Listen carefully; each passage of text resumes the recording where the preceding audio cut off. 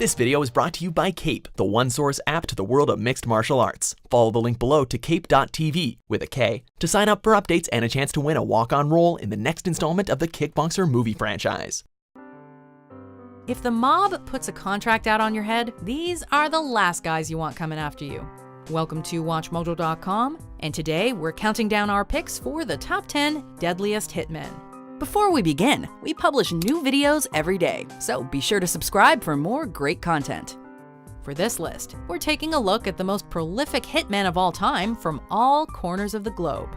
Since we will not be focusing on hitmen from one particular crime organization, contract killers who worked for mobs from all over the world are fair game. It just doesn't seem likely that it was anything other than a mob rub-out. Number 10. Charles Harrelson.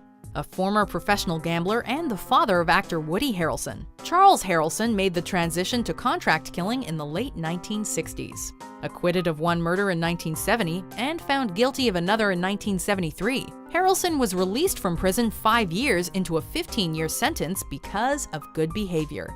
His career as a hitman reached its climax with the murder of John H. Wood Jr., a U.S. district judge, whom he shot dead outside of the judge's townhouse in 1979. Sentenced to 2 consecutive life terms, Harrelson made an unsuccessful escape attempt while in prison before dying of heart failure in 2007. Number 9. Giuseppe Greco. One of the Sicilian Mafia's highest-ranking hitmen, Giuseppe Greco made his career as a member of a death squad during the Second Mafia War between 1981 and 1983. Although his estimated number of victims ranges from 60 to 300, Greco was only officially convicted of 58 murders, many of which were committed with an AK-47.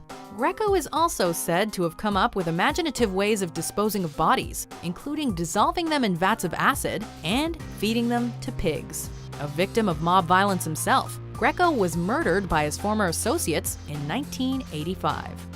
Number 8. Roy DeMeo. A hardened gangster and the leader of the DeMeo crew during the 1970s and early 80s, Roy DeMeo was a career killer for the Gambino crime family.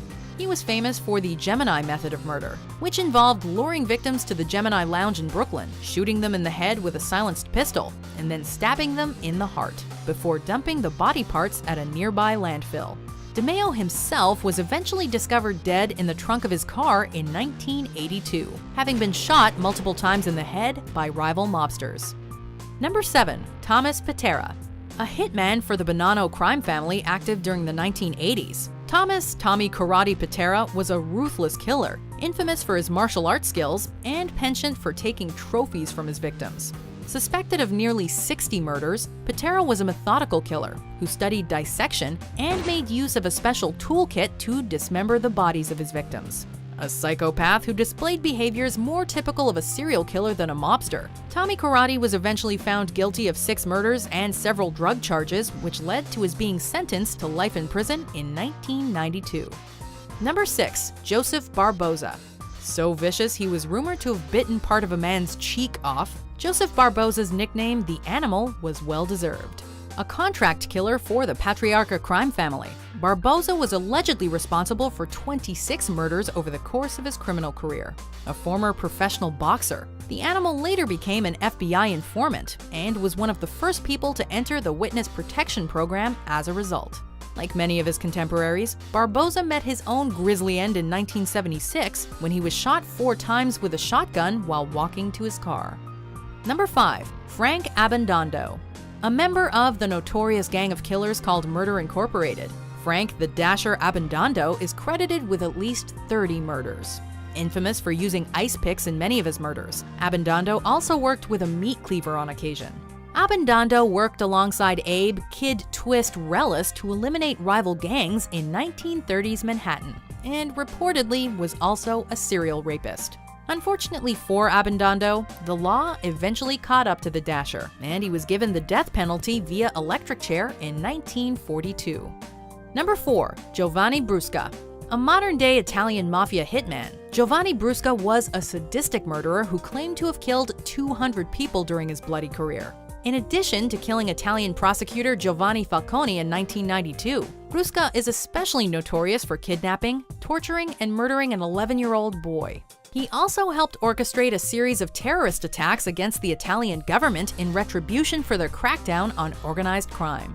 Nicknamed the Pig because of his portly and disheveled appearance, Brusca was finally captured by law enforcement in 1996 and was subsequently sentenced to life in prison. Number 3. Alexander Solenik. A cold-blooded killer for the Russian mob, Alexander Solenik earned the nickname Super Killer for murdering numerous high-ranking rival mobsters with skill and efficiency. A former member of the Soviet military who was kicked out for his brutal interrogation methods, Solenik's mastery of martial arts and weapons made him a near-perfect killing machine. Solenik was well known for brawling with numerous other inmates while incarcerated. However, he was also good at escaping from prison. After his last escape, Solenik fled to Greece to set up his own assassination ring, before being killed himself in 1997. Number 2. Abe Reles. While we could also have gone with another Murder Inc. member like Benjamin Bugsy Siegel, we decided the infamous Abe Kid Twist Reles was a deadlier choice. Like his sometimes partner Frank Abbandando, this lethal hitman from the 1930s frequently used ice picks to carry out his grisly work. Reles was described as a genuine psychopath who would kill innocent people for the most trivial of reasons. To escape the death penalty, he eventually agreed to become an informant. That still didn't save him from his own gruesome fate when he fell out of a hotel window in 1941, earning him a new nickname, the Canary Who Could Sing but Couldn't Fly. Before we unveil our number 1 pick, here are some honorable mentions.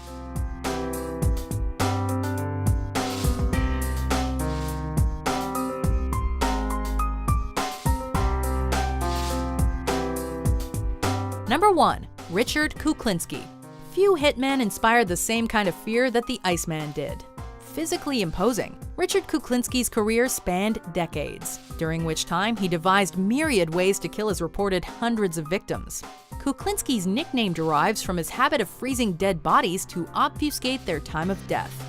He made use of guns, knives, cyanide, tire irons, and his bare hands to dispatch his targets in ferocious fashion, while working for the so-called Five Families of New York. Even more noteworthy is the fact that he was able to hide his true occupation from his family for years. After several candid HBO interviews, Kuklinski died in 2006 from a rare disease. I've never felt sorry for anything I've done other than hurting my family. The only thing I feel sorry for. This video is brought to you by Cape, the one-source app to the world of mixed martial arts, where you'll find unlimited news and information on your favorite fighters and organizations. You can even watch classic martial arts and action movies. Follow the link below to cape.tv, Cape with a K, to sign up for updates and a chance to win a walk-on role in the